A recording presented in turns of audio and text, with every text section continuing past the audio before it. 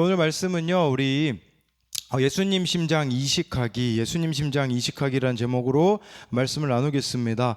제가 이런 제목을 잡은 것은요, 빌립보서 1장 8절 때문입니다. 우리 같이 읽어보겠습니다. 시작. 내가 예수 그리스도의 심장으로 너희 무리를 얼마나 사모하는지 하나님이 내 증인이시니라. 네, 빌립보서를 기록한 사도 바울이요, 이 빌립보 교회 성도들을 생각할 때에 예수 그리스도의 심장으로 내가 너희를 얼마나 사모하는지, 얼마나 사랑하는지 하나님이 증인이라고 하셨습니다. 성경에요, 마음이란 단어가 있고요, 심장이란 단어가 있는데 마음보다 더 깊은 의미가 심장이라고 하더라고요. 그러니까 사도 바울이 정말 이 빌립보 교회 성도들을 심장과 같이, 우리 몸에도 그렇지 않습니까? 심장이 없으면 살 수가 없잖아요. 이와 마찬가지로 정말 이 빌립보 교회 성도들이 없어서는 안 될 존재로 바울이 이들을 그렇게 사랑하였다라는 것인데, 우리도요, 이 바울이 예수님 심장을 이식받아서 예수님의 심장으로 이 빌립보 교회 성도들을 사랑했듯이 우리도 예수님의 심장을 가지고 다른 사람을 사랑했으면 좋겠어서 말씀 제목을 이렇게 잡았습니다. 실제로 이 심장 이식 수술 받기가 참 힘들다고 하더라고요. 찾아보니까 여러 이렇게 검사도 받아야 되고요. 거기에다가 혈액 검사, 영상 검사 등 이식 적합성을 평가하게 된다고 합니다. 근데 이게 이렇게 이식 받기가 힘든데 또 막 대기도 해야 돼요. 나랑 딱 맞는 사람 그 심장을 기다려야 되거든요. 그렇게 힘들게 이식을 받는데 어느 교수님이 이렇게 영상에서 이야기하시는 걸 제가 들어봤거든요. 근데 이분이 그런 논문을 썼대요. 심장 이식 후에 생활 습관이 어떻게 되는가. 그러니까 심장 이식 받은 사람들을요, 조사해가지고 내 생활 습관이 바뀐 게 있는가. 그래서 그 질문에요, 이런 질문이 있었대요. 지금 담배 피우십니까? 술을 드십니까? 이제 미국에서 조사한 거기 때문에 마리화나를 피우고 있습니까? 라는 질문에 이 심장 이식 받은 사람들이요, 처음에는 아예 손도 안 대다가 조금씩 손대고 있는 것으로 예전 모습과 동일하게 돌아간 모습을 보여준다라는 연구 결과가 나온 적이 있다고 합니다. 그런데 이들이 원래 죽어야 되는 사람들이었었잖아요. 심장 이식을 받지 못하였으면. 근데 그런 은혜를 받았음에도 불구하고 다시 이전 모습으로 돌아가는 그들을 향해서 의사 선생님이 이렇게 얘기하시더라고요. 새로운 삶을 살고 계시는 이식의 수혜를 받으신 분들께 공여자분과, 그러니까 이 심장을 이식해 주신 분, 공여자 가족분들의 숭고한 뜻을 따라서 본인의 몸 관리를 철저히 하고 건강한 삶을 살아주셨으면 좋겠습니다 라는 것이었어요.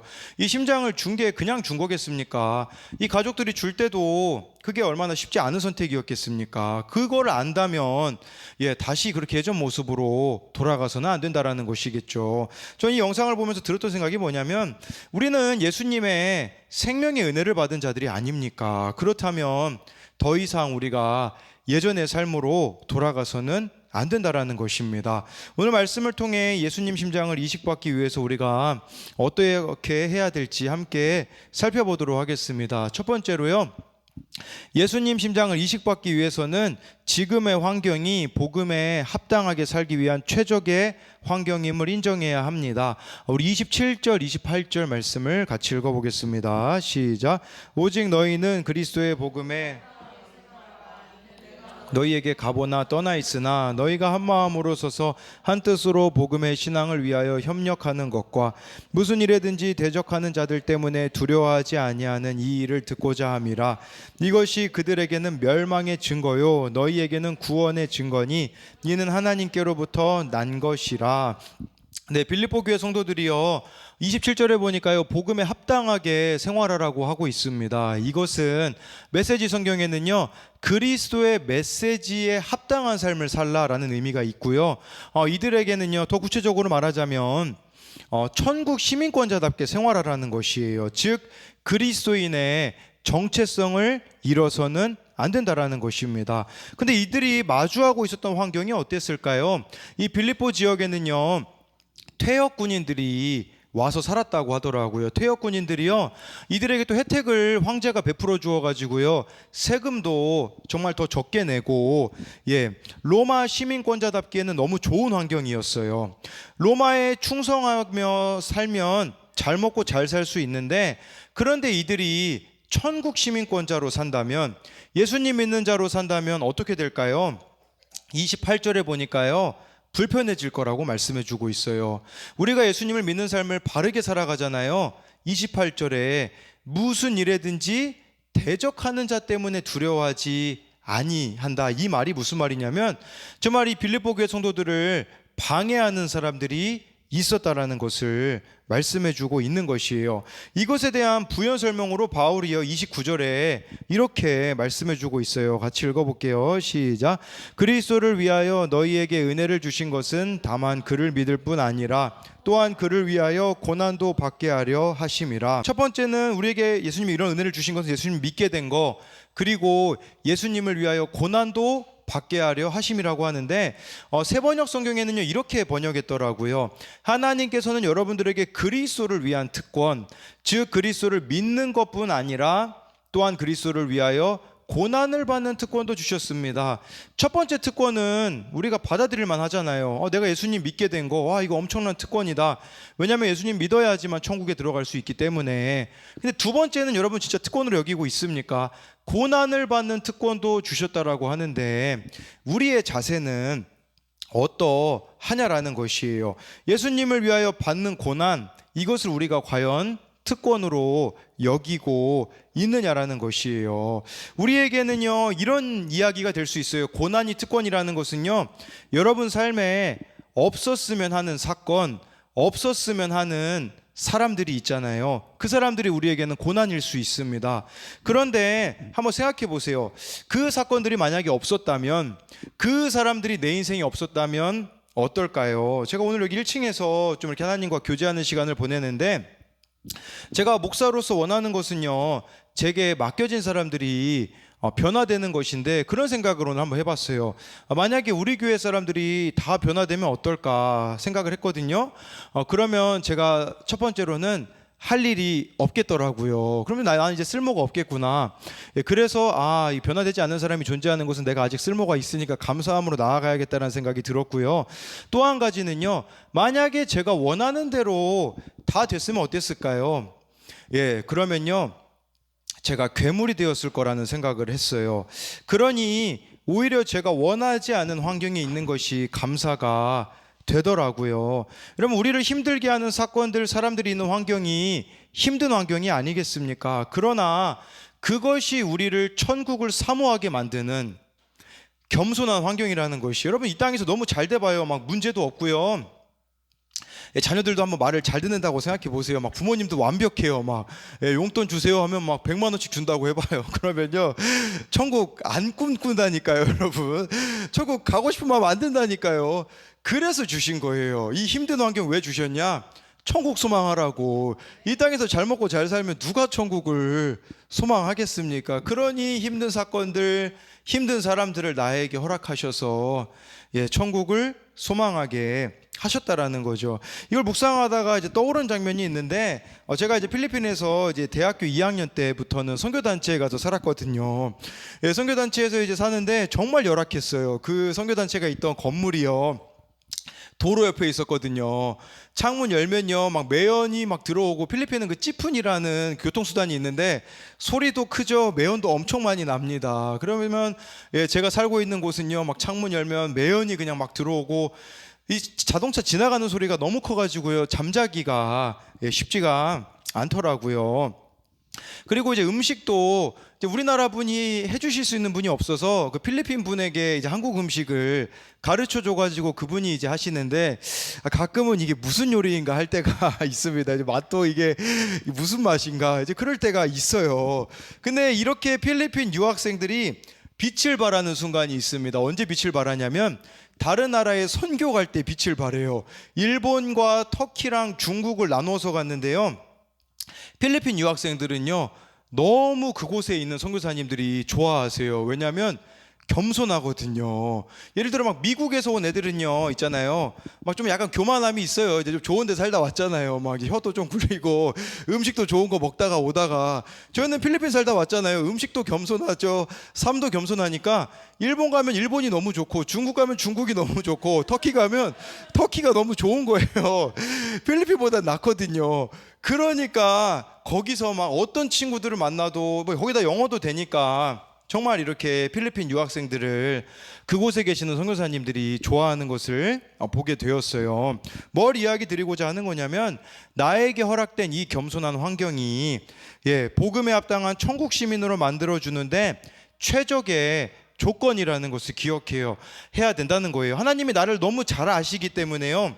이런 부모를 주셨고 이런 자녀를 주셨고 이런 사건들을 나에게 주셨다라는 것을 아셔야 한다라는 것이에요. 근데 바울이요, 이게 자기가 그냥 말로만 하는 거면 이게 의미가 없잖아요. 막 빌립보 성도들에게 예수님을 위하여 고난받는 게 특권이다, 그냥 말로만 하면 우리 청소년들이 꼰대라고 하거든요. 이렇게 말로만 하면. 근데 바울은요 그렇지 않았어요. 실제 자기도요 고난을 받았거든요. 그 고난이 어디에 나와 있냐면 고린도후서 1장 8절 9절에 보면 자기가 경험한 게 나와 있습니다. 우리 같이 읽어보겠습니다. 시작. 형제들아, 우리가 아시아에서 당한 환난을 힘에 겹도록 심한 고난을 당하여 살 소망까지 끊어지고 우리는 우리 자신이 사형 선고를 받은 줄 알았으니 이는 우리로 자기를 의지하지 말고 오직 죽은 자를 다시 살리시는 하나님만 의지하게 하심이라. 사도 바울이 아시아라는 지역에 가서 복음을 전했는데 환난을 당해서요, 얼마나 이 환난이 심했냐면 심한 고난을 당하여 살 소망이 끊어질 정도였다라고 하는 거죠. 우리로 말하자면 정말 자살하고 싶을 정도로 큰 어려움이 있었다라는 거예요. 그래서 9절에 보니까 사형 선고받은 줄 알았다고 고백하잖아요. 그런데 바울의 고백이 뭡니까? 이런 심한 고난을 받았는데 깨닫게 된 게 9절에 나와 있잖아요. 우리 자신을 의지하지 말고 죽은 자를 다시 살리시는 하나님만 의지하라고 이 고난을 주신 거구나, 이걸 깨달았다라는 것이에요. 여러분, 고난이 있느냐 없느냐가 중요한 것 같진 않아요. 진짜 중요한 건 뭐냐면 이 고난 가운데 죽은 자를 다시 살리신 하나님을 붙잡고 있느냐가 중요한 것 같습니다. 모든 인생에 사실 고난 없는 인생이 어디 있겠어요. 그런데요, 많은 이들이요 자기를 의지해요. 자기를 의지하다 보니까요 고난이 있을 때요 하나님께 나아오지 않습니다. 근데 너무 힘든 일들이 있을 때 저와 여러분들에게 필요한 것은 뭐냐면요, 하나님께 나아가는 거예요. 이 고난이 지나갈 때까지요 더욱더 하나님과 친밀하게 나아가는 거예요. 평소에 큐티를 안 했다면 고난 가운데 큐티 하셔야 돼요.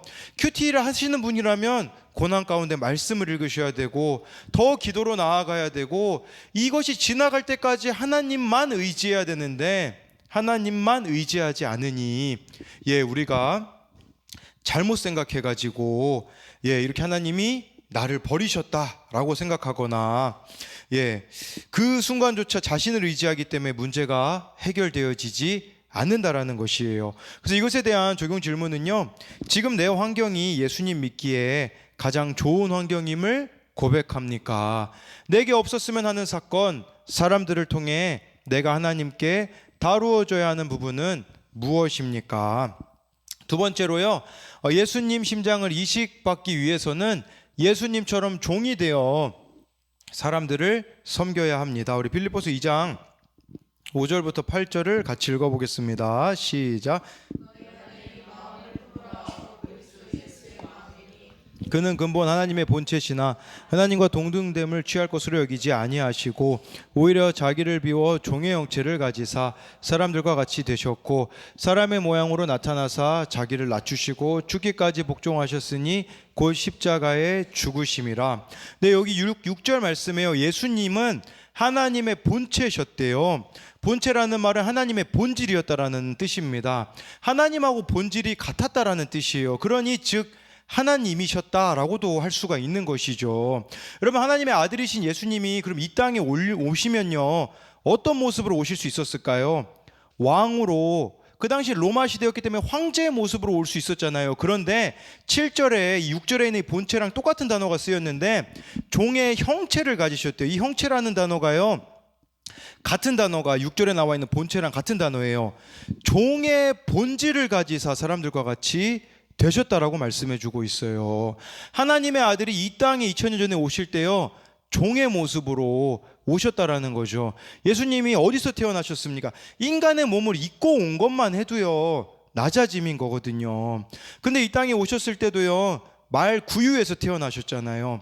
그리고 어떻게 죽으셨죠? 십자가에 못 박혀 죽으셨다라는 것은 안 그래도 낮은 모습으로 오셨는데 가장 낮은 모습으로 십자가에 못 박혀 죽으셨다라는 것을 말씀해 주고 있는 거죠.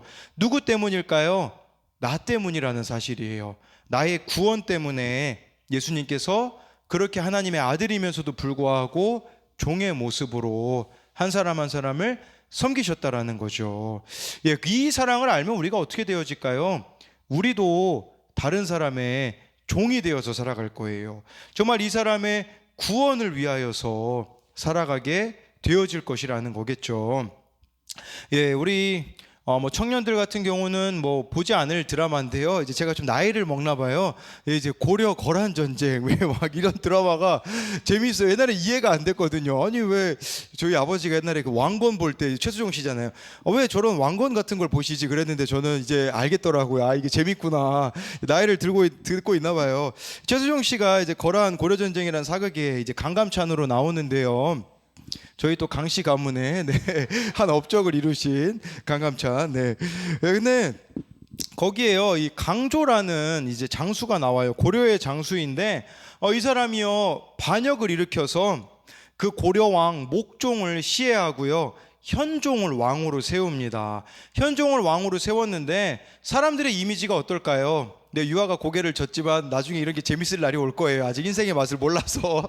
네, 그렇습니다. 네, 역사가 얼마나 재밌는 건지 역사를 아는 민족이 그렇다고 합니다. 네, 그런데 근데 이제 현종을 왕으로 세우는데 이제 이 강조가요 반역자라는 누명이 씌워져 있는 거죠. 아무리 권력을 가지면 뭐 합니까? 사람들이 다 반역자로 알고 있는데요. 그때 이제 거란족이 쳐들어와요. 그때 이제 고려 대군을 이끌고 강조가 이제 현종 앞에서 나가기 전에 인사를 해요. 인사를 하는데요. 그때 현종이요. 부월이라는 것을 하사해요. 이것은 이런 반역자인 강조에겐 줄 수 없는 거거든요. 충성스러운 신하에게만 주는 이것을 주거든요. 그랬을 때 이 전쟁에 나가는데 결국 강조가 거란족 그 황제에게 잡혀갑니다. 이 황제가요 2번이나 이렇게 이야기해요. 너 같은 장수가 우리는 필요하다. 네가 이제부터 거란족의 장수로 살아간다면 너에게 명예도 주고 살려주겠다라고 이야기를 하거든요. 저 양옆에 있는 다른 고려 장수들은요 다 배신해요. 그리고 거란족 편으로 가게 되거든요. 근데 이 강조가요 어떻게 이야기하냐면 대사에 이렇게 나와 있더라고요. 제가 적어왔어요. 적느라 힘들었습니다. 난 고려의 신하다. 대거란의 황제가 어찌 구차하게 구는가. 어서 죽여라. 도끼나 휘두르는 야만인의 신하가 되느니 사지가 찢겨 밟혀도 고려의 신하로 남을 것이다. 이 반역자를 믿고 대권을 맡겨주신 고려의 황제 폐하를 위하여 죽어도 영원히 충성을 다할 것이다. 제가 좀 이상해졌어요. 뭐냐면 이 구속사를 깨달으니까 막 드라마 보다가도 울어요. 이게 오버랩이 돼가지고 아니 이 강조라는 사람도 그 반역을 일으켰는데 그 고려의 황제가 그 부월이라는 걸 줬다라는 것 때문에 끝까지 충성을 지키는데 우리는 어떠냐라는 거예요. 인간도 은혜를 입으면요 이렇게 목숨을 거는데 우리는 하나님으로부터 하나뿐인 아들 예수 그리스도가 십자가에 죽으시는 하나님의 능력이 없었다면 할 말이 없겠죠. 능력이 있으신 하나님이 자기 아들이 발가벗긴 채로 십자가에 못 박혀 죽는데 가만히 계셨다니까요. 능력이 없는 사람은 가만히 있을 수밖에 없죠. 능력이 있으신 하나님이 왜 가만히 계셨냐라는 거죠. 왜 하나님이 침묵하셨을까요? 바로 저와 여러분들을 사랑하는 것을 확증해 주시기 위함이었다라는 거죠. 그 사랑을 입었다면 우리는 어떻게 살아가겠냐라는 이 질문을 생각해 봐야 합니다. C.T. 스터드라는 선교사님이 계세요. 이분이 남긴 명언이 있는데요. 만일 예수 그리스도가 하나님이고 나를 위해 죽으셨다면 내가 그분을 위해 하는 어떤 희생도 클 수 없습니다. 이 C.T. 스터드가요 영국에서 아주 잘 나갔거든요. 아버지가요 억만장자에다가 거기다가 또 이 사람이 대학교도 명문 대학교를 나왔어요. 옥스퍼드를 나오고요. 또 크리켓 영국 대표 선수여가지고요. 가만히 살면요, 그냥 영광스럽게 세상에서 잘 먹고 잘 살 수 있는 사람이에요. 아버지 재산이 엄청 많았으니, 좋은 대학 나왔으니 유명한 운동선수니까요. 근데 이분이 예수님을 만나게 되어져요. 그때 어떻게 하게 되냐면 중국 선교사로 떠납니다. 그러다가 10년 만에 돌아오게 되어져요. 영국으로. 왜 돌아오냐면 건강이 악화되어 가지고요. 그런데 이 아버지가 유언을 남기시는데 인도 선교사로 떠나라는 유언을 남겨 가지고요. 이렇게 건강이 악화돼 가지고 영국에 돌아온 그가 인도 선교사로 떠나가게 되어집니다. 6년 동안 인도에서 사역을 하고서요, 또 돌아와요. 왜 영국으로 돌아왔냐? 몸이 악화되어 가지고요. 영국에 돌아다니면서 이제 50살이 되면 선교사가 그 당시에는 은퇴하는 나이였었다고 하더라고요. 그러면 이제는 그래도 지금 뭐 영국에서 이 영국 사람이, 이 사람이 중국에서도 살았고 인도에서도 살았으면 이제는 인생의 남은 기간을 조금 그래도 편하게 살 수 있잖아요. 근데 그러다가 리버풀에서요, 식인종은 선교사를 원한다라는 벽보를 보고서요, 아프리카로 떠납니다. 그래서요, 그가 71세의 나이로 아프리카에서 죽게 되어집니다. 아프리카로 떠나기 전에요, 하나님과 씨름하는 시간이 있었다고 해요.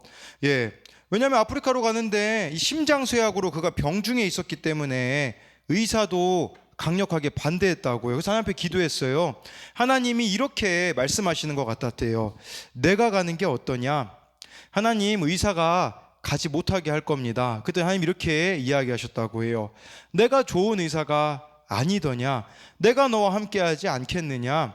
그곳에서도 내가 너를 지켜주지 않겠느냐라고 하면서 그는 하나님의 뜻을 따라서 아프리카로 결단하고 갔다라는 거죠. 평생 종의 모습으로 섬기다가 갔다라는 거예요. 왜 그랬을까요? 예수님이 나를 위해서 죽으셨다라는 사실이 그분에게는 실제였기 때문이라는 거죠. 여러분, 예수님이 나를 위해 죽으셨다라는 게 실제가 되면요, 종이 되어서 섬깁니다. 그런데 우리의 문제는 뭐냐면 종처럼 연기하는 자가 되는 것 같아요. 어느 목사님 설교를 들어보니까요, 진짜 종처럼 살아가는 사람이 있고요, 예수님을 위해서 종처럼 연기하는 사람이 있다고 하더라고요. 예를 들어서 그런 거죠. 제가요, 이제 집에 있다가요, 집안일을 하잖아요. 그러면 괜히 아내한테 이야기를 해요. 나 오늘 빨래했다, 나 오늘 설거지했다, 나 오늘 화장실 청소했다. 그럼 아내가 뭐라고 얘기하는 줄 알아요? 나는 맨날 한다, 이제 이렇게 얘기를 해서 할 말이 없어요. 종처럼 종처럼 연기하는 거죠. 진짜 제가 종처럼 섬기면요, 이런 얘기 자체를 안 한다니까요. 예수님을 위해서 살아가는 것도 마찬가지예요. 종처럼 섬기면요, 생색이라는 게 없어요. 마땅히 해야 될 일이라고 생각해야 되는데 우리의 모습은 어떻는가, 이런 부분을 생각해 봐야 된다라는 것이에요. 제가 수요 예배 때도 이야기했는데 전 경기도 지사였던 남경필 씨가 새롭게 하소서에 나와서요, 첫째 아들이 마약을 시작하게 되면서 겪은 고난들을 이야기를 했습니다. 이분이 원래 교회를 왜 다녔냐면 정치적인 목적 때문에 다녔다고 합니다. 그러다 보니까 이제 표를 얻어야 되니까요, 뭐 새벽 기도는 이 교회에서 드리고, 수요일은 다른 교회에서 드리고, 금요일은 또 다른 교회에서 드리고, 주일은 또 다른 교회에서 드렸다고 해요. 그러다 보니까 물론 말씀이 머리로는 알았대요. 근데 가슴까지 신앙이 내려오지는 않았는데, 그래서 이분이 성지순례를 떠나거든요. 성령 체험을 하기 위하여서. 그때 이제 아들의 사건이 터져요. 아들이 마약 사건에 이렇게 마약을 하게 된 손을 대게 되고, 그리고 또 그 가운데 풀려나는 일들을 통해서 막 이제 이 남경필 씨가 비난받는 일이 생기거든요. 그때 하나님 앞에 엎드릴 수밖에 없었다고 하더라고요. 그때 이분이 하나님께 아들을 맡기게 되었다고 해요. 시간이 지나서 원래 성령 체험하려고 성지순례를 떠났는데 자기가 진짜 성령 체험한 건지는 잘 몰랐다고 하더라고요. 근데 나중에 이분이 새롭게 하소서 작가분하고 통화하다가 그때 성지순례에서 성령 체험한 것이 무엇인지 알게 되었다고 하더라고요. 그분이 이런 이야기를 했어요. 제가 진짜 성령 체험을 한 건 아들이 고쳐진 게 아니라 하나님을 통해서 제가 고쳐진 거예요 라고 이야기를 하더라고요. 제가 하나님을 만난 것은요, 제가 고쳐진 겁니다 라고 이야기를 한 거예요. 이 아들은요, 지금 그 감옥에 가 있거든요. 근데 이분이요, 그런 얘기를 하더라고요. 아들을 바라보는 자기의 태도가 달라졌다고 하더라고요. 예전에는 마약하고서는 또 반복하고 또 괜찮아진 척하면서 또 다시 옛날 모습으로 돌아갈 때마다 얼마나 화가 났겠어요. 때리기도 해보고 성질도 내보고 하지만 변하지 않는 그 아들을, 정말 이분이 성령 체험했다라는 그 증거는요, 다르게 보게 되는 거죠. 여러분, 그렇다면 예수님 믿는 저와 여러분들이 성령 충만해야 된다고 하잖아요. 성령 충만은 뭘까요? 매일매일 내가 고쳐지는 거예요. 내 자신이 바뀌어지는 거예요. 그렇게 해서요, 다른 사람을 바라보는 나의 시선, 다른 사람을 대하는 그 태도와 행동들이 바뀌어지는 것이 성령 충만이 아니겠느냐라는 것이겠죠. 정말 여러분들의 삶에 작은 부분이라도 정말 여러분들이 바뀌어지고 있습니까? 그래서 이것에 대한 적용 질문은요, 예수님이 나를 위해 십자가에 죽기까지 복종하셨는데 나는 그분을 위해 못한다고 말하고 있는 것은 무엇입니까? 하나님을 통해 내가 고쳐지는 은혜를 누리고 있습니까? 저와 여러분들이요, 예수님처럼 종의 모습으로 죽기까지 순종하는 십자가 지는 삶을 살아가면 어떤 결론에 이르게 될까요? 9절부터 11절에 보면 나와 있거든요. 우리 같이 읽어보겠습니다. 시작. 이러므로 하나님이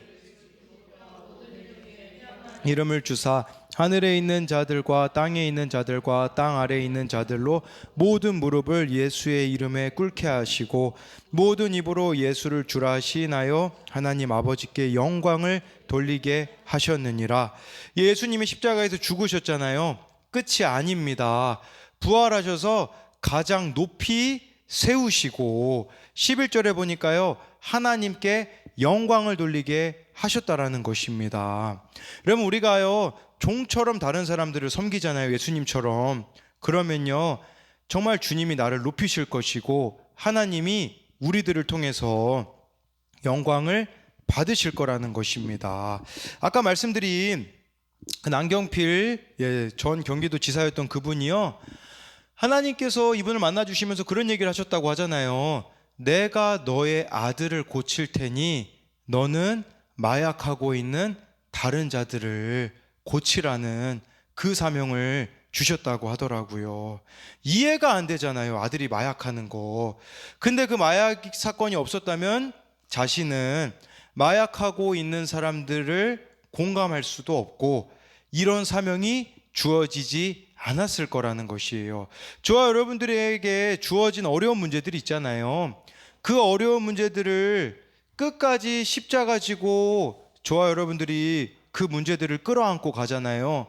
그것은 저와 여러분들에게 사명이 될 거라는 사실입니다. 어젯밤에 이제 기도하려고 이제 찬양을 틀어놨는데 저절로 이게 찬양이 넘어가서 다시 드리는 고백이라는 이 찬양이 틀어졌어요. 이 찬양이 쓰여진 곡의 스토리는요, 이 곡을 쓰신 분이 이런 고백을 써놨더라고요. 참 오랜 시간 고통당했습니다. 그리고 감사하게도 하나님께서 그곳에서 저를 건져내 주셨습니다. 하지만 제 삶엔 피해자란 꼬리표가 생겼습니다. 이분이 성폭행을 지속적으로 당하셨던 분이거든요. 나의 삶이 광야와 같다 생각했습니다. 광야와 같이 거칠고 아프며 견뎌야 하는 곳이라 생각했습니다. 하지만 저는 광야에 홀로 버려진 것이 아니었습니다. 만나와 메추라기, 구름기둥과 불기둥, 무엇보다 저와 함께 걸어가 주겠다고 말하는 사람들, 하나님께서는 광야에서 이 모든 것들을 볼 수 있도록 나의 시선을 그분의 사랑의 손길로 인도해 주셨습니다. 이 곡을 쓰신 분이요, 이 말씀을 인용했더라고요. 너희는 이전 일을 기억하지 말며 옛날 일을 생각하지 말라. 보라, 내가 세일을 행하리니 이제 나타낼 것이라. 너희가 그것을 알지 못하겠느냐? 반드시 내가 광야에 길을, 사막의 강을 내리니 장차 들짐승 곧 승냥이와 타조도 나를 존경할 것은 내가 광야의 물을, 사막의 강들을 내어 내 백성 내가 택한 자에게 마시게 할 것임이라. 이 백성은 내가 나를 위하여 지었나니 나를 찬송하게 하려 함이니라. 고요한 그 땅에서 하나님께서는 제게 다시 말씀하셨습니다. 내 눈에 너는 보배롭고 존귀하며 내가 너를 사랑하여 너를 지었단다. 이제 저도 다시 고백합니다. 내 안에 무너진 당신의 형상을 회복하며 닮아가기를 원합니다. 제가요, 이 찬양을 잊지 못하는 이유가 있어요. 이게 3년 전에 만들어진 곡이거든요. 그 이유는요, 3년 전에 이제 어떤 아이가 밤에 갑자기 저한테 전화가 와서요, 그때 전도사였거든요. 전도사님, 예수님도 제 고통은 이해하지 못할 것 같아요 라고 하면서, 그동안 감사했다고, 안녕히 계시라고, 자살하겠다고 전화를 끊었던 그 밤이었었어요. 그 밤에 바로 자동차를 타고 가면서 이 찬양을 계속 틀어놓고서는 하나님 앞에 기도했었거든요. 하나님, 이 아이 죽지 않게 해주세요. 살려주세요. 정말 이 찬양을 그래서 제가 잊을 수가 없어요. 하나님, 정말 이분도 살려주셨잖아요. 우리 아이도 하나님 살려주세요 라고 이렇게 기도했는데, 다행히 그 아이는 살았거든요. 근데 이번 주에요, 그 아이에게 전화가 왔어요. 대부분 아이들이 저에게 전화할 때는요, 거의 뭐 기쁜 소식 가지고는 전화 안 합니다. 다들 힘든 일이 있거나, 뭐 그럴 때 연락을 해요. 그런데 저에게 기쁜 소식이 있다고 이야기를 하면서 이렇게 전화가 왔더라고요. 이 아이가 설교 한 편을 들었는데, 나중에 천국에 가면 하나님이 우리의 눈물을 닦아주신다고 했는데 그게 진짜냐고 저한테 묻더라고요. 그래서 제가 요한계시록 7장 17절에 이는 보좌 가운데 계신 어린 양이 그들의 목자가 되사 생명수 샘으로 인도하시고 하나님께서 그들의 눈에서 모든 눈물을 씻어주실 것임이라, 이 말씀을 이야기하면서 맞다고, 우리가요 제일 먼저 천국 가면요 하나님이 우리의 눈물을 닦아주실 거래요. 이게 무슨 말일까요? 이 땅에서 그만큼 눈물 흘릴 일이 많다라는 것이에요. 정말 이 여기 나와 있는 어린 양, 예수님이 우리 삶의 목자가 되시면요 참 눈물 흘릴 일이 많지만 하나님께서 갚아주시고 위로해 주실 날이 온다라는 거죠. 저에게는요 그 당시가 얼마나 절망스러웠는지 몰라요. 갇힌 환경 같았고 절망이었던 그 사건들이 지금은 희망의 사건으로 하나님께서 바꿔주신 것을 보면서 이 아이에게 전화가 온 게 다시 힘을 내라고 말씀해 주시는 것 같았어요. 너 여전히 나를 따라오느냐고 힘든 일들이 있지. 너의 문제가 아니라 다른 이들의 문제들로 인하여서 고통받고 있지 않니? 그러나 힘을 내라. 내가 반드시 눈물 씻어줄 날이 있을 것이다라는 확신으로 저에게 다가오게 되더라고요. 그래서 오늘은 평소에 가던 신방을 이렇게 가다가 문득 그런 생각을 좀 해보게 됐어요. 우리 하나님 아버지의 마음은 얼마나 아프실까, 이제 이런 생각을 좀 해보게 됐어요. 사람들이 자기 마음대로 지금 살아가고 있잖아요. 또 얼마나 많은 범죄들을 저지르고 살아가고 있습니까? 우리 하나님 아버지 마음은 어떤 마음이실까라는 것이 생각을 하다 보니까 저도 이런 고백을 좀 드릴 수 있었어요. 하나님, 저도 참 마음 아플 일들이 많이 있습니다. 그러나 이 아픈 마음이 하나님 마음이라면 기쁘게 받아들이겠습니다. 이 아픈 마음을 통해 더욱 하나님께 나아가고 하나님의 일을 저를 통해서 이루어 주세요 라는 고백을 할 수 있게 되어지더라고요. 여러분, 하나님 아버지 마음을 어떤 마음일까요? 우리가 생각하는 하나님 아버지 마음은 뭔가 되게 사랑이 넘치고 뭔가 되게 여유가 있고 뭔가 되게 큰 기쁨이 있는 마음인 것 같은데, 실제로 하나님 아버지 마음은요 아프실 것 같아요.